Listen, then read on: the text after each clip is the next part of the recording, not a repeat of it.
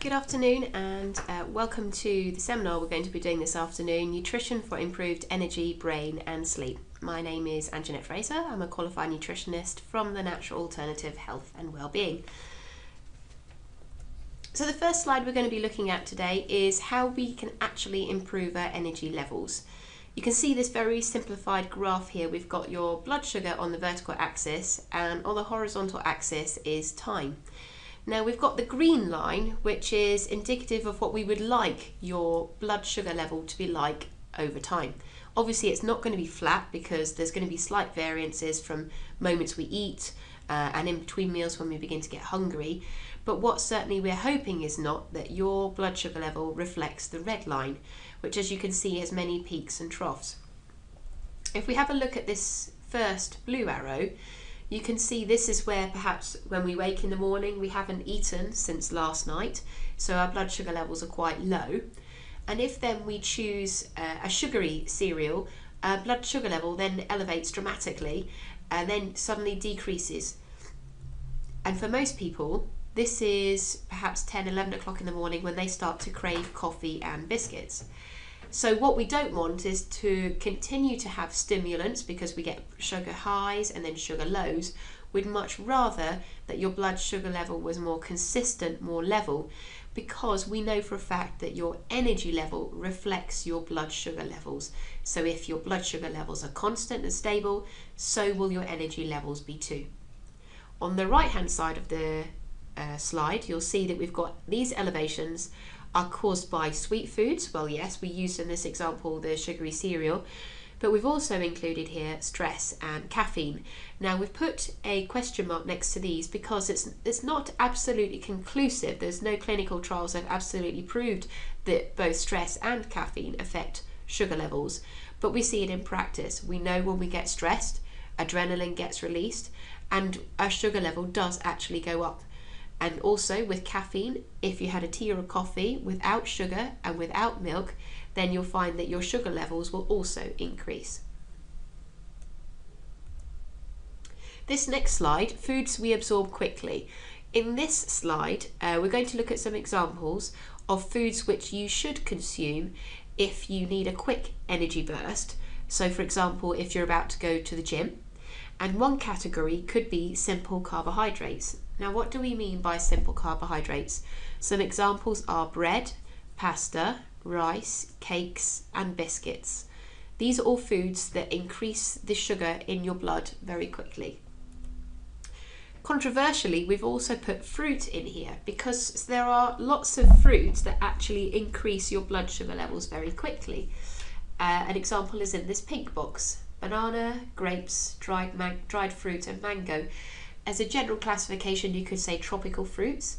These are the type of fruits that release sugar into the body quickly, so are ideal if you're about to go to the gym, but not ideal if you're going to be sitting at your desk.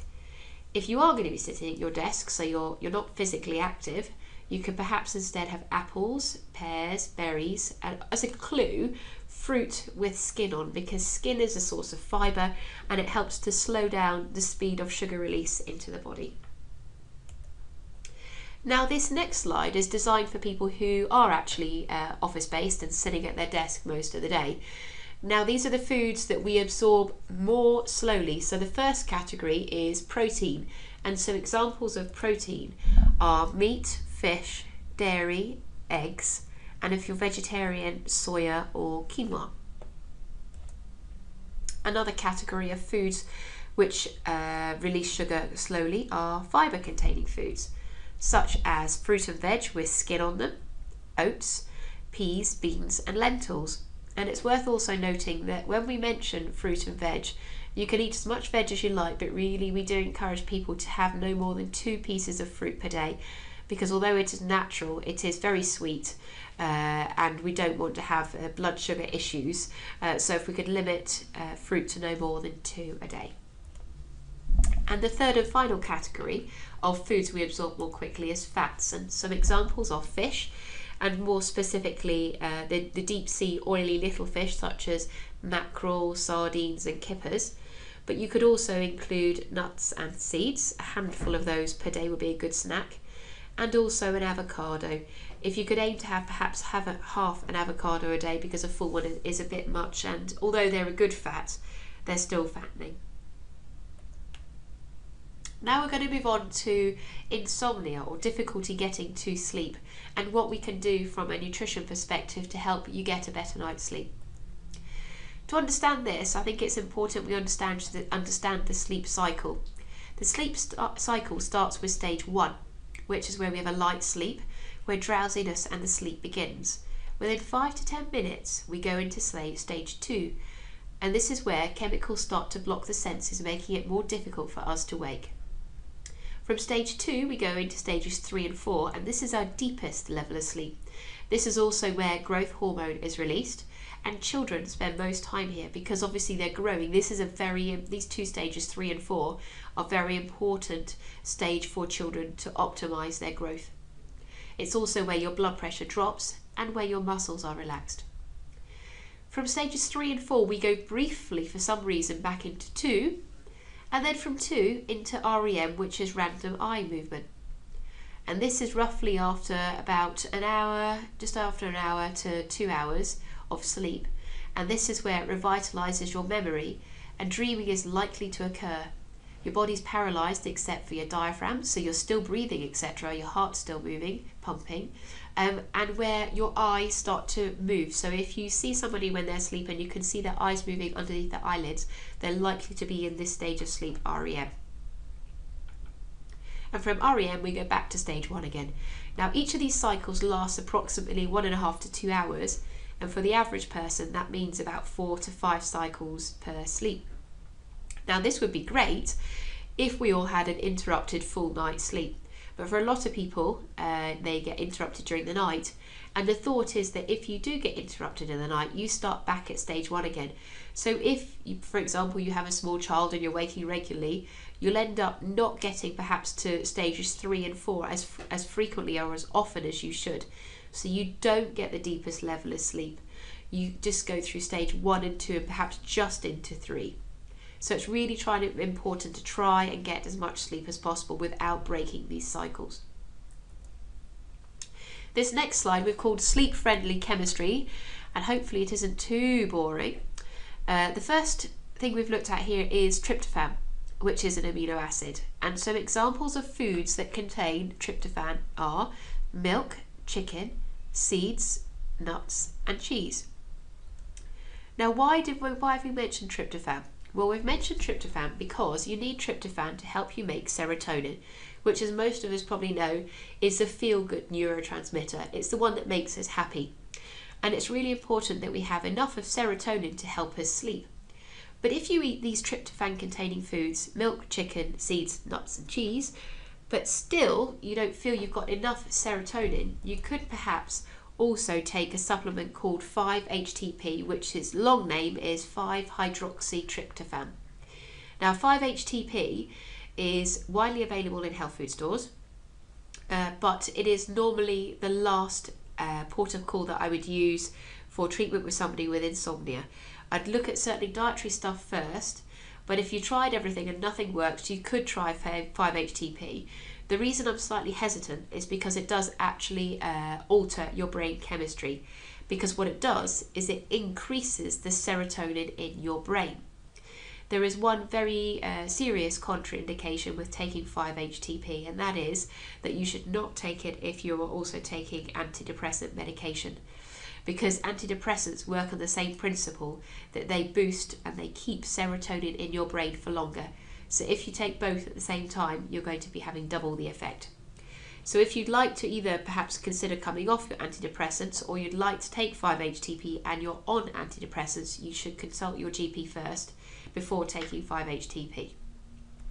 Now the last piece in this jigsaw is how do we get from serotonin to something called melatonin, which hopefully you are familiar with. Melatonin is something that you cannot buy over the counter in the UK, but you can buy it online. It is actually legal to buy in the US, so I think a lot of people buy it online from the US. And it's very popular in cabin crew and pilots, because it assists you in recovering from jet lag, adjusting to time zones. It works because when your body is, well, when you're tired, but when it's dark, your body releases something called melatonin. An example might be if you were in a presentation and the room was dark, you'll find yourself starting to fall asleep, and it's not because the presentation is boring, it's because your body is naturally releasing something called melatonin. So it's really, really important that in order to help you sleep, you need to have enough serotonin in your body, and in order to have enough serotonin, you need to have enough tryptophan, so those are the foods you need to concentrate on. But you also need to have darkness, okay, for at least half an hour before you go to sleep. So no laptop, no iPad, no bright TV, at least half an hour of dull lighting to help your body release the melatonin to help you have a better sleep. And some foods that you could include in your diet generally that contain melatonin are oats, bananas, peanuts, grape skins and walnuts. We do often get asked, will alcohol help you sleep? Because we know that it makes people feel drowsy. But the honest answer, well, it may help you relax because it actually promotes something called CABA, which switches off adrenaline. So it helps you calm down, it helps you relax. However, it does actually affect the quality of your sleep. So you find that you have actually less REM sleep, and as we identified in the earlier slide, REM sleep is very, very important as part of the sleep cycle. But you also find that obviously your volume of fluid has gone up, so you'll be up in the night urinating, but also alcohol is also a diuretic. So we really don't encourage too much alcohol to be consumed. It can also cause heartburn, causing you to wake up, and a lot of people say it causes them heartburn particularly when they're in bed because you're horizontal, so it's easier for the acid to flow up your esophagus. And people also say it does alcohol does increase snoring. As well as making you feel relaxed, it relaxes the muscles in the throat and the mouth and your nose, making it easier for you to snore. Now we're going to go on to a section about the brain and how we can try and improve our brain function. In this particular slide, we're going to talk about dementia. We've got some facts and some blue font towards the bottom there.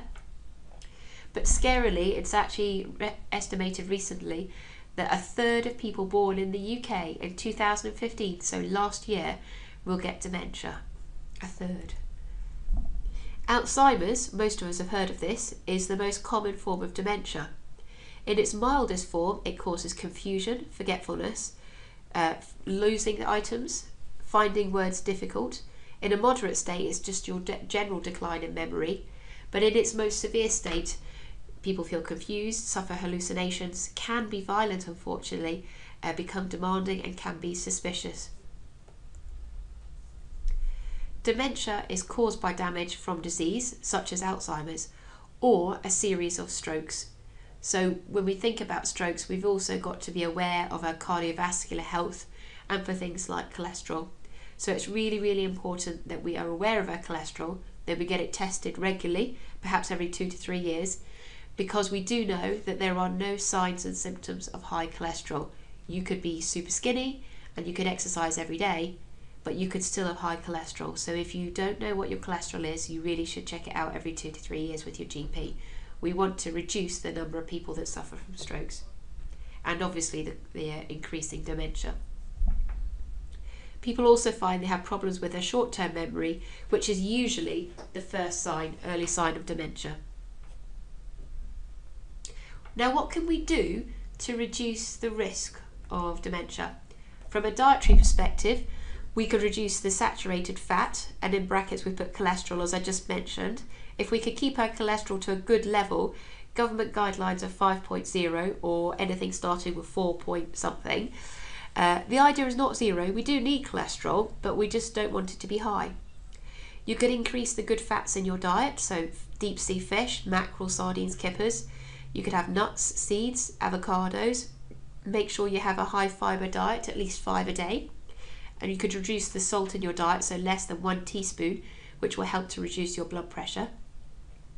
Or you could include B vitamins, particularly 6, 9 and 12, to help lower something called homocysteine, which some studies are beginning to identify may possibly be linked to dementia. It's a blood test which you may be able to convince your GP to test you for, to see if you have high homocysteine, as this may be linked to brain shrinkage. Overweight increases your risk of high blood pressure and dementia, so consider weight management options. Also think about exercise. The government guidelines are 20 minutes 5 times a week. This isn't always applicable for everybody. It's not always possible. So we prefer just to be mindful of the fact that you really should be doing some physical exercise every day. And regular exercise can lower your cholesterol and your blood pressure, and obviously increases the oxygen flow to the brain, which has got to be a good thing when we're talking about dementia. Alcohol in excessive amounts can increase your blood pressure, and the guideline daily limit is 2 to 3 units for women and 3 to 4 for men. Smoking also causes your arteries to narrow, therefore increasing your blood pressure as a risk for dementia. And lastly, we've put use it or lose it, so we really encourage people to use their brains. So do mental things like mental puzzles such as crosswords, memory games, or even something simple like using the opposite hand to brush your teeth or brush your hair. I've been promoting good fats already quite a few times, so I thought it's worth doing this slide on what are the good fats, how can we incorporate them in our diet. And it's probably useful to know that actually the human brain, its dry weight is nearly 60% fat. Therefore, fat is absolutely crucial for brain performance. Our bodies unfortunately cannot make essential fatty acids, and yet they're called essential for that reason. They are absolutely essential. So we need to make sure that we get them from our food.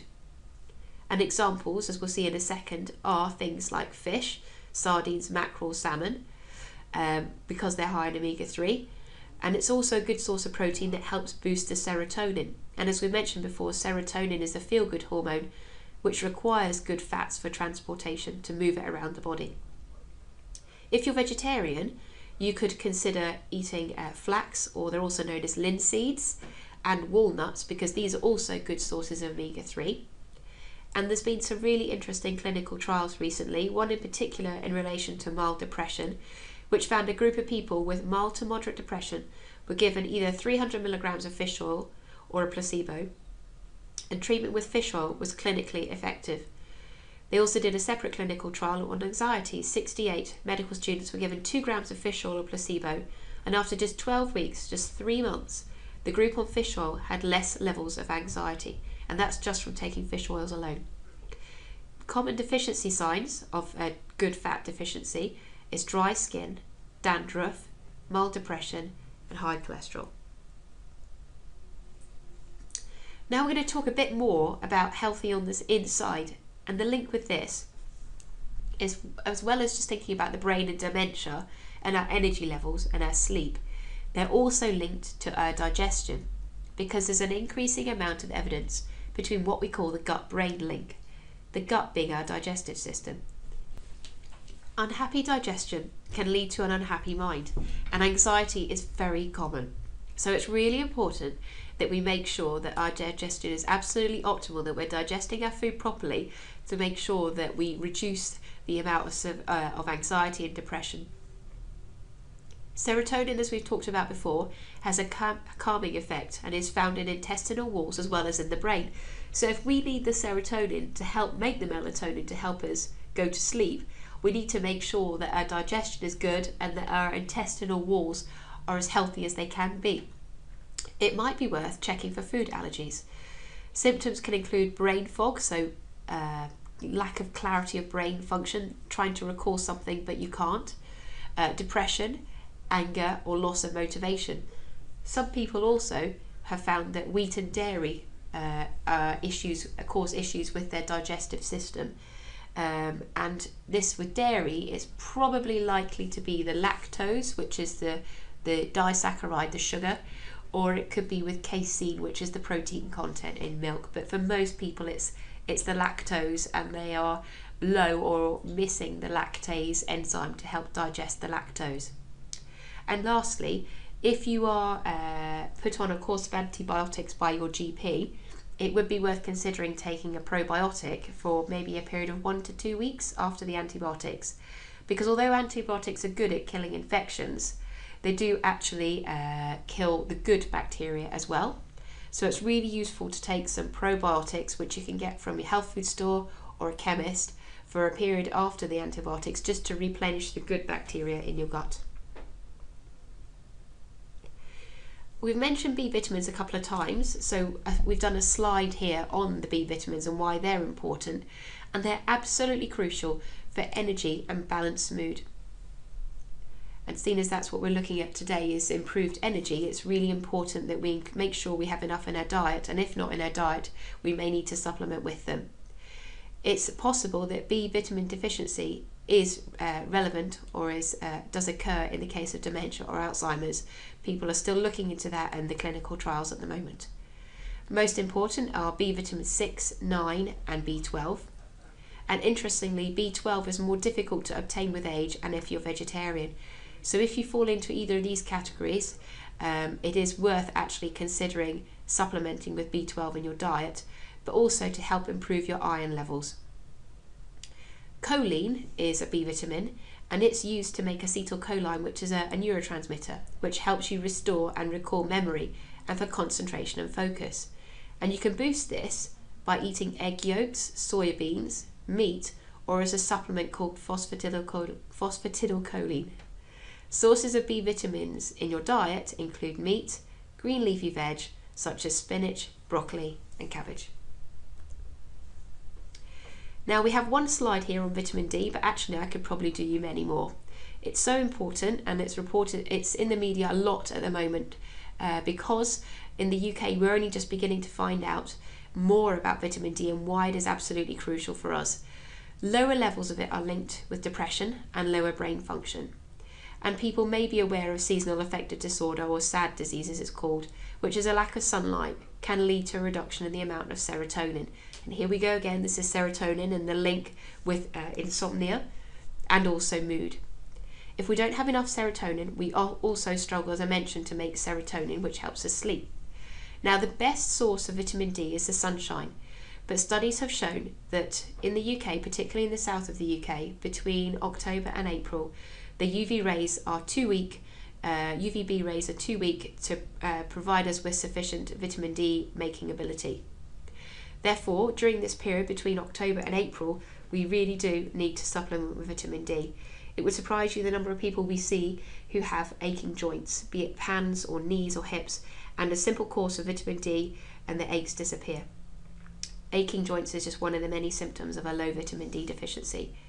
It's actually something you could ask your GP to test you for. It is a simple blood test, but they may be a little reluctant. I think it's about £30 for a test. If this is the case, you can actually Google it and put vitamin D test, and I think one of the sites that comes up is something like NHS in Birmingham, and you can send off for your own vitamin D test, and it is just a pinprick test with a tiny amount of sample of blood, about the size of a lentil, that you send away to them, and they come back with your results to see if you are vitamin D deficient.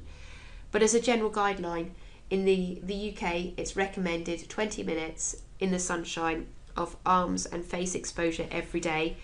When we do get enough UVB rays between April and October, but from October to April we really do need to supplement it. And when you think about dose, I would do just as directed on the supplement label. So now we're going to have a little think about hydration and why this is important for energy and for insomnia and for brain function. Water makes up 70 to 80% of the brain. It's therefore going to be important for brain function, and our concentration and our energy levels improve when we're better hydrated. As you can see on the chart to the right hand side, this is actually a urine colour chart. If you Google how much is optimal hydration, it will tell you 1.5 to 2 litres. But we're all different, we all do different levels of exercise. So how much is the right level for you? Well, we advise that it should be get judged on the colour of your urine. If you're properly hydrated, sufficiently hydrated, your urine ought to be a champagne colour, so a pale yellow, perhaps number 2 or maximum number 3. It certainly shouldn't be anything like 6, 7 and 8. If you are those darker numbers, that means you're potentially dehydrated, so try consuming a bit more water. But obviously first thing in the morning your urine will be darker anyway. Dehydration affects concentration by as much as 13% and short-term memory as much as 7%. How else can you tell you're dehydrated apart from the colour of your urine? Well, for some people it's obviously dry mouth, but it may also be constipation, so slow bowel motion, or it could also be that regular headache that you have. Also think about diuretics, and by diuretics we mean things like caffeine, so tea and coffee, Red Bull, and fizzy drinks. They may help make us urinate more than we consume, so try and cut down on those drinks and up the normal non-caffeinated drinks. Urine should be almost clear, as we mentioned, more of a champagne colour, and try refilling a water bottle at the start of each morning with perhaps about 20% fruit juice. I know I'm trying to discourage too much fruit in the diet, so if we limit it to perhaps 20% fruit juice, a natural juice, and maybe 80% water, the reason for this is that the body it prefers sugar, so it takes the water into the cells more efficiently than if it was just water alone. So you might find that adding a bit of fruit juice is a more efficient hydration method. And now we're going to go on to the first of two slides, which we call a nutritionist dream. And this is where we want to give you some really practical suggestions of what you can include into your diet through different meals in the day. And we've categorised it by 3 different times, so no time, some time, and lots of time. And what we really hope from these 2 slides is that they're really practical. We've done all the academic bit, this is now the practical bit. What can you actually really do every day to make a difference to your energy, your mood, your sleep, and your brain function? So the first section in breakfast here, we've got yogurt and fruit, and we've got muesli bar. I'd really like if, when you get a few moments in your supermarket next time and you're looking at muesli bars, just pick maybe 3 or 4 and have a look at the ingredients list, and pick the one which has the least sugar, because most muesli bars have got a phenomenal amount of sugar in them. Please do not pick the one that has got coated rice, the one you hold in your hand and you cannot feel that you've got anything in your hand. It's so light, there's no value in that whatsoever. What you really want to be looking for is one that has oats and nuts and seeds in it. With respect to things like yogurt and fruit, I'd really like you also going forward to pick yogurt that is normal and natural yogurt, but I really encourage you not to choose low-fat yogurt, because the problem is that low-fat yogurt means it's got lots of sugar in it, okay? And sugar, high sugar, is more of a problem than the normal fat in yogurt. So really we should be going for a natural yogurt. The only exception would be a Greek yogurt such as Total, because they have 0 fat, but they're okay, they're not packed full of sugar. But generally go for a natural yogurt, and if you can, add your own fruit rather than buy one that's sweetened with their fruit. If you've got a bit more time, you could have a low sugar muesli with fruit or yogurt and milk. You could have a granola with fruit and yogurt and milk again. With granola, this is another one. There's a lot of very, very sweet brands out there. I don't have any allegiance to any particular brands, and I certainly don't get any commission from any branding, but a good brand out there to look for, which I believe is in most supermarkets, is a brand called Lizzie's, spelled Lizi''S. And it's a really good granola which has got no added sugar. It's a little bit more expensive, but actually you need less in quantity because it is a better content, and it will fill you for longer. And the third suggestion we've got there is toast with nut butter. So when we say nut butter, yes, that could be peanut butter, but it could also include a lot of butters out there now, such as almond, cashew, macadamia. So you could try one of the alternatives. So I really, really hope that you no longer have toast with just butter or toast with jam and marmalade. If you've got a bit more time, perhaps at the weekend, you can have 2 to 3 eggs in any format, as long as it's not fried in fat. And porridge with berries or stewed fruit would be a good one in the winter. And moving on to snacks, if you've got no time, you could always have one of the muesli bars we've talked about, roughly a handful of nuts and seeds, or of course a piece of fruit, preferably from the green box rather than the pink box from the earlier slides. If you've got a bit more time, you can have your natural yogurt or some hummus or a dip with some oat cakes or some crudités. And if you've got lots of time, you could always have a cereal or something you had from breakfast, because cereals don't just need to be for breakfast. We move now on to lunch. And if you've got no time, we've suggested buying purchase a wrap or pita bread. The reason we've put this is that we're trying to discourage people from buying sliced bread, because a lot of people find that sliced bread can make you feel bloated, whereas something like a pita or a wrap doesn't. but just make sure that they've got lots of protein in there. So I would always pick the one which had the highest protein content. In most cases, that would be perhaps the tuna or the chicken one. Of course, if you've got no time at all, you could also bring leftovers from dinner to reheat. If you've got a bit more time and you've got a canteen at work, you could have some canteen food, but avoiding the rich creamy sauces and the fried foods. You could have some soup with bread, and when I say soup, make sure it's a really chunky or a wholesome one that's got lentils or peas or barley or quinoa in it. And perhaps coming up to the summer, you could have some salad with some protein. And in terms of quantity about protein, as a rough guide and an approximation, it ought to be about the size of the palm of your hand. So for a lot of people, that would be a tin of tuna or a chicken breast or perhaps 2 eggs. If you've got a bit more time, you can make a homemade sandwich, of course, or your own soup.